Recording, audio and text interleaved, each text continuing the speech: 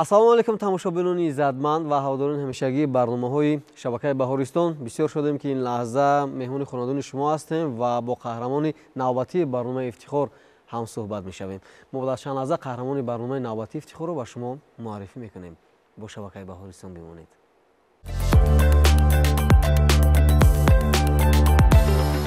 қаҳрамони барномаи навбатии мо хонандае ҳаст ки дар олимпиадаҳои зиёд иштирок намудааст. Ҳам олимпиадаҳои сатҳи шаҳриву ҷумҳуриявӣ ва ҳам олимпиадаҳои сатҳи байналмилалӣ ва эътиминони комил дорам ки албатта аз муваффақиятҳояш ба мо қисса мекунад. Бештар тавонистааст қаҳрамони мо аз фанни биология муваффақ шавад. Ман бисёр хушомадед мегӯям биби Оиша Абдуллоева.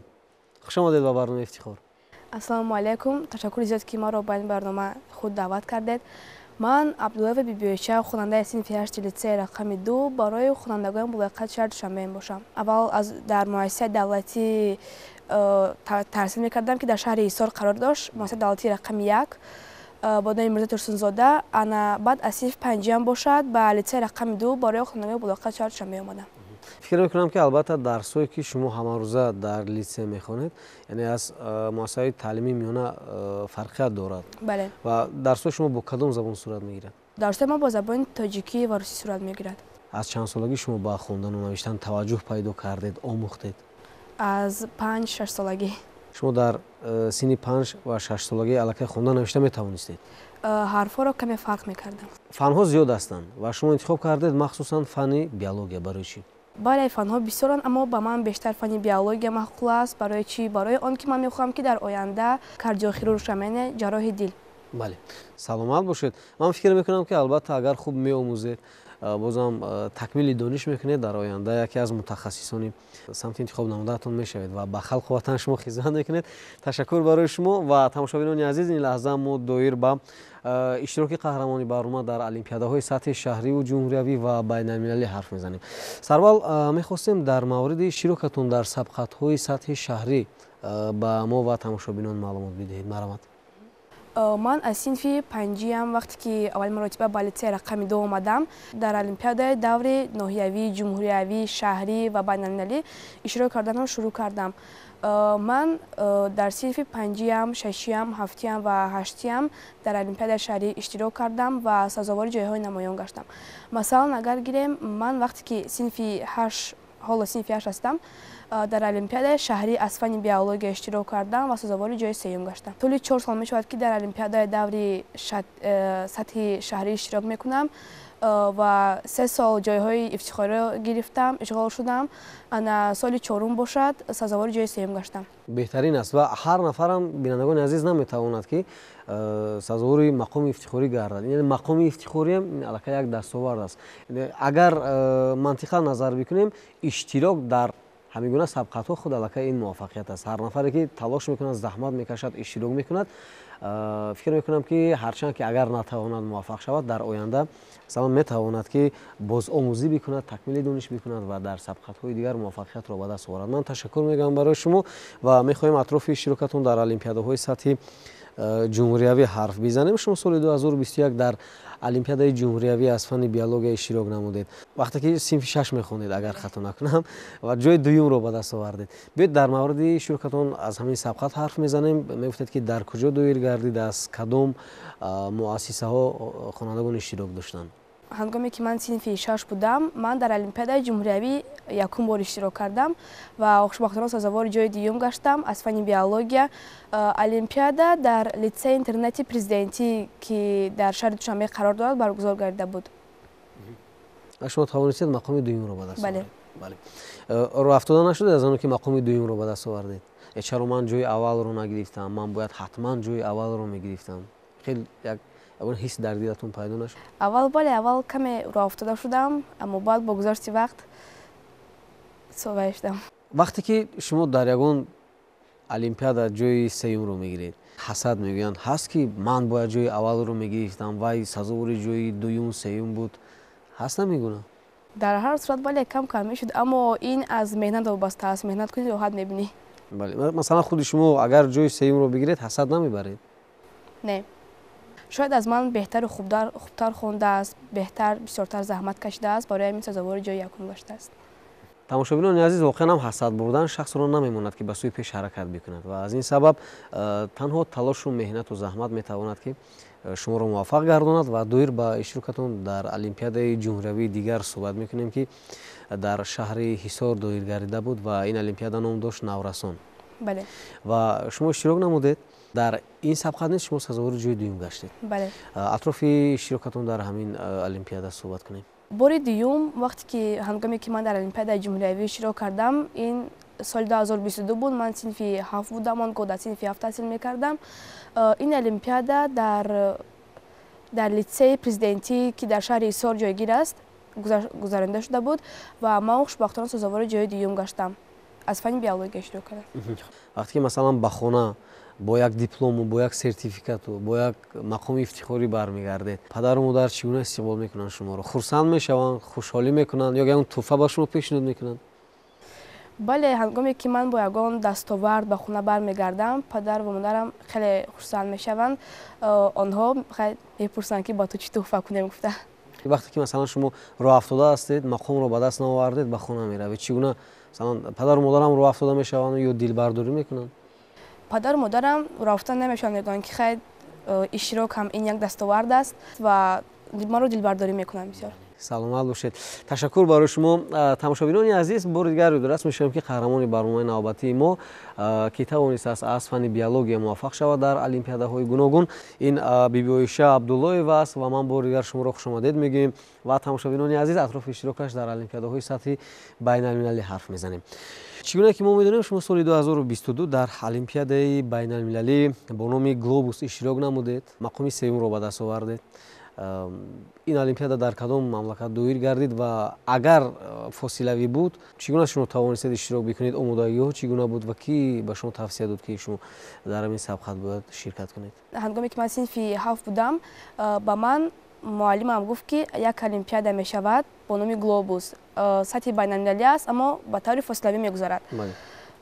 ва ман розӣ гуфтанд ки аз ман пурсиданд ки ту розӣ ҳастӣ ки ба олимпиада иштирок кунӣ, рав як бор дониши малакаи худро санҷ.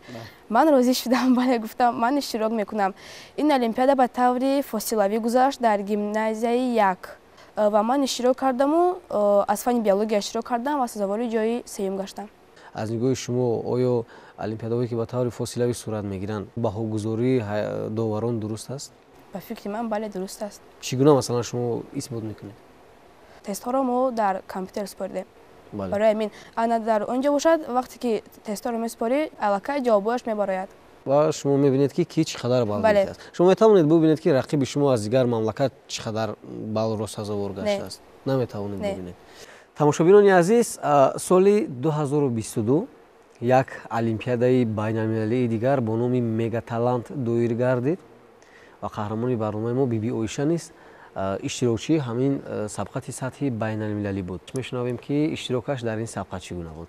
марҳамат. олимпиадаи Мегаталант, вақте ки ман синфи 7 будам, низ дар олимпиадаи Мегаталант иштирок кардам. ин олимпиада низ олимпиадаи байналмилалӣ буд, ба таври фосилавӣ гузашт, яъне ки ба таври дистансионӣ гузашт ва ман аз фанни мисли ҳар вақтан аз фанни биология иштирок кардам. бали ниҳоии 30 балл буд ва ман тавонистам ки аз ин 30 балл сазовори 24 балл гардам.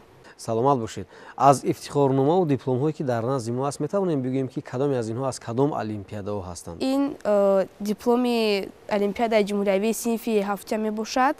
ман аз фанни биология иштирок кардам ва сазовори ҷои дуюм гаштам. ин дуюм маротиба буд ки ман дар олимпиадаи ҷумҳуриявӣ иштирок мекунам.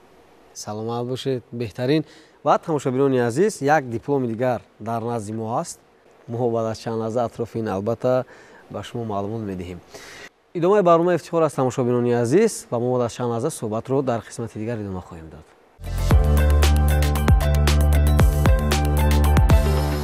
тамошобинони азиз, мо атрофи ҳамон дипломе ки пештар барои шумо қисса кардем ки атрофаш чанд сухан ҳаст бояд бигӯем ва пеш аз он ки доир ба ҳамин олимпиада суҳбат бикунем, ман аввалан шуморо табрик мегӯям барои ин дастоварди бисёр муҳим که چند پیش شما به دست آوردید و از این نه تنها خوانندگان لیتسه پدر و مادر از جمله ما نیز شده هستیم که واقعا هم خوانندگان تاجیکستان میتوانند در چنین سبقت‌های سطح جهانی اشتراک کنند و سزاوار مقام‌های نظررس گردند. این افتخاری ما هم هست. البته شما چند پیش در المپیادای بین‌المللی با نام همدانان جهان به قول دیگر ارودیتی پلانتی بود اشتراک نمودید. بله. بیاید از همین سبقت بسیار مهم حرف میزنیم. بله، چند پیش من در المپیاد بین‌المللی ارودیت پلانت 2023 اشتراک کردم. این المپیاد بین‌المللی بود. در شهر مسکو فدراسیون روسیه برگزار گردیده بود. از لیسه 2 ما 9 طلبه رفته بودیم. هممون سزاوار جای یکم شدیم. سزاوار جای یکم گشتیم و 10 مدال آوردیم. چند مدال طلا بود، چند نقره بود؟ 9 مدال طلا و 1 مدال برنجی. 9 مدال طلا و 1 برنجی. بله. بله. سلامت باشید. از کدام دولت‌ها اشتراکشون بودن؟ در آنجا از فدراسیون روسیه بودن اشتراکچی، از جمهوری ازبکستان، از قرقیزستان و از دیگر دولت‌ها از تاجیکستان بودند. خب میتوانیم بگیم که زیاده از چند دولت بود و چقدر خواننده بود؟ در آنجا زیاده از 6 دولت اشتراک کردند و تقریبا 300 خواننده بودند. 9 نفر از یک لیسه در همین سبقت اشتراک نمودند. بار دیگر اگر تکرار هم شود به سمع شما میرسانیم و همگی توانستند که مقام‌های اول را به دست بیارند و 9 مدال طلا از یک المپیاد به تاجیکستان آوردند. فکر میکنم که البته این افتخاری تمام مردم تاجیکستان است. احسن برای شما. احسن برای شما. و یک چیز دیگر رو من یادداشت میشم که البته در برنامه‌های بعدی ما خوانندگان دیگر رو که همراه این اشتراکچی رفتن در سبقت اشتراک کردند و مدال طلا رو به دست آوردند حتما دعوت میکنیم و همراهشون صحبت خواهیم کرد. سلامت باشید. تشکر برای شما. در مورد کار خرد علمیتون حرف میزنیم. هنگامی که من صنف 7 بودم، در صنف 7 تحصیل میکردم، کار خرد علمی برگزار گردید و من تا دور جمهوری رفتم، سزاوار جایها گشتم. به نام موضوع کار خرد علمی من بیماری سیل بود. من کار خرد علمیم رو با اعضای حکمان به طور مقاله الکترونی پیشنهاد کرده بودم. امیدوارم که در آینده من اعضای دائمی یا اینکه اعضای پیوسته اکادمی میگردم. سلامت باشید. من برای شما موفقیت خواهم و اطمینان دارم که البته اگر همیگونه دستاوردهای شما زیاد شود و مثلا اشتراک بکنید حتما که شما اعضای یکی از این گروه ها خواهید شد. تشکر.